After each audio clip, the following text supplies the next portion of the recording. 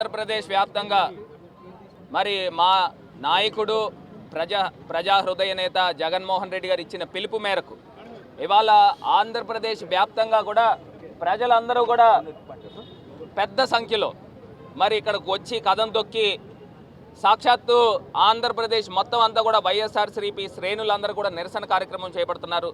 ప్రజల పక్షాన నుంచుని పోరాటం చేస్తూ ఉన్నారని ఈ సందర్భంగా తెలియపరుస్తూ సుమారుగా 15,000 కోట్ల రూపాయలు ప్రజలపైన భారం వేసే కార్యక్రమం చేపట్టారు. ఇదే చంద్రబాబు నాయుడు గారు మరి ప్రతిపక్షంలో ఉన్నప్పుడు చెప్పిన మాట ఏంటి? ఆయన నాణ్యమైన విద్యుత్ ఇస్తాను, కరెంటు ఛార్జీలు పెంచబోను అని నొక్కి వక్కానించి చెప్పాడు. మరి ఇవాళ ఏం జరుగుతూ ఉంది? ఇదే చంద్రబాబు నాయుడు గారు చరిత్రహీనుడు కిందన గతంలో మనకు అందరికీ గుర్తుంది, హైదరాబాద్ బషీర్బాగ్లో 3 వ్యక్తుల్ని కాల్చి చంపిన ఉదంతం కూడా ఇంకా ఎవరు కూడా ప్రజలు మర్చిపోలేదు.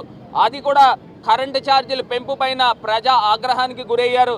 మరి ఇవాళ వైఎస్ఆర్సీపీ ఇచ్చిన పిలుపు మేరకు ఆంధ్రప్రదేశ్ వ్యాప్తంగా వైఎస్ఆర్సీపీ శ్రేణులందరూ కూడా కదం తొక్కి ఇవాళ ఎస్సీ ఆఫీసుల దగ్గరకు వచ్చి డిఈ ఆఫీసులు, ఏడీఈ ఆఫీసులు, సిఎండి ఆఫీసుల దగ్గరికి వెళ్ళి నిరసన కార్యక్రమం చేపట్టి మీరు ఏదైతే కరెంటు ఛార్జీలు పెంచారో బేషరతుగా తగ్గించాలని ఇవాళ వైఎస్ఆర్సీపీ తరపున మేము డిమాండ్ చేస్తూ ఉన్నాము. ఖచ్చితంగా మీరు ఉపసంహరించుకోకపోతే ప్రజా ఆగ్రహానికి గురి అవుతారని కూడా ఈ సందర్భంగా తెలియపరుస్తూ ఖచ్చితంగా జగన్మోహన్ రెడ్డి గారి నాయకత్వంలో మళ్ళీ మా ప్రభుత్వం వస్తుంది, ఖచ్చితంగా ప్రజలకు మరింత మంచి చేస్తామని కూడా ఈ సందర్భంగా తెలియపరుస్తూ ఇప్పటికే ప్రజలు తెలుసుకుంటూ ఉన్నారు.